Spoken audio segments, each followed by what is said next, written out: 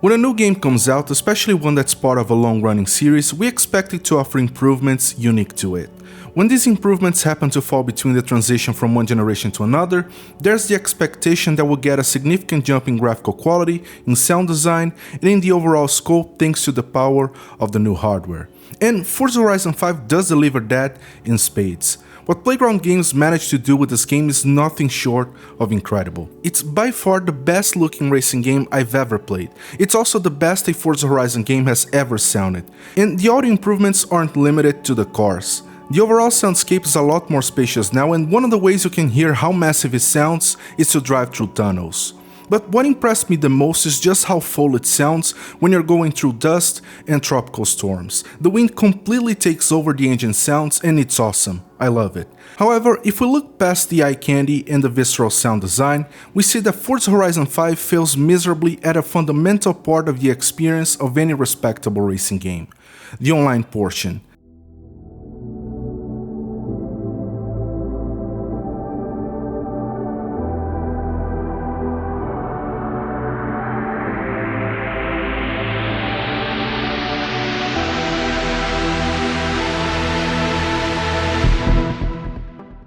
The previous Forza Horizon was a fun game that was plagued with connectivity issues from day one, and most of them came in the way of constant disconnections, netcode issues, and long load times. It brings me absolutely no joy to say that literally all of these problems were carried over to Forza Horizon 5. And as if this isn't bad enough, some of them are even worse now. The footage you're seeing now is from my very first time playing the game online, and I almost forgot to hit record, and that's why we're skipping over the first loading screen and jumping straight onto the first race. The uncut file of this recording is almost 42 minutes long, and I want you to keep this number in mind because I'll come back to it later. Right away, I was happy to see that ghosting is back. It made a huge difference in cleaning up the start of the races in the previous game, so it's good to see it in Forza Horizon 5. I don't know if wall riding is still a thing cause I haven't done enough races yet, but judging by the presence of ghosting, I wouldn't be surprised if it isn't. The good news didn't last long though, cause as soon as the first race ended, I was introduced to one of the issues I dreaded the most in the previous game. Check this out.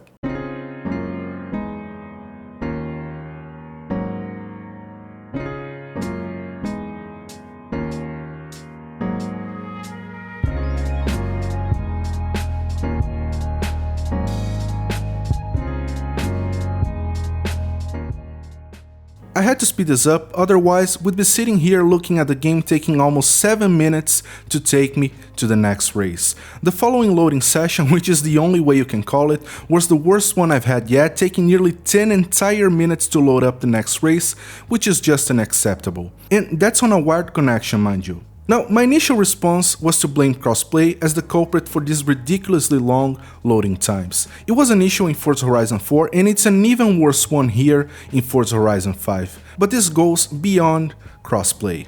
The aging hardware on the Xbox One is definitely one part of the problem, and if you're racing against people on that hardware, you're bound by how long it takes for the game to load on their system, regardless of the blazing fast SSD speeds on your Xbox Series console or PC. But the loading is just way too inconsistent for it to be the only reason. See, the races that had more people join in took way less time to load than the races that had fewer people. This shows that the bigger part of the problem is poor optimization, and it's something Playground Games need to address. Now, remember those 42 minutes I told you to keep in mind at the beginning of the video? If you're doing the math, you probably have figured out that out of those 42 minutes of the video, 21 were spent in loading screens. 21. That's exactly half of my playtime. Now, Forza Horizon games aren't necessarily known for frictionless experiences when it comes to online, but this is borderline unplayable in its current state. The ideal situation here would be for Playground Games to add an option that allows us to pick and choose which platforms we want to crossplay with, but I'd be happy with any other solutions really. At the moment, it feels like the game wants me to stay offline, and that's okay for now. There's more than enough single player content to keep me busy, so multiplayer will be something I'll jump onto occasionally when I feel I'm in the right state of mind to withstand to spend half of my playtime in loading screens. Considering how Forza Horizon 4 still has to this day the same connectivity issues it's had from day one, I won't keep my hopes up for something to change in Forza Horizon 5 anytime soon. Hope Playground Games prove me wrong. That's all I have for this one. Hit the like button, subscribe to the channel, and I'll talk to you on the next one. Bye.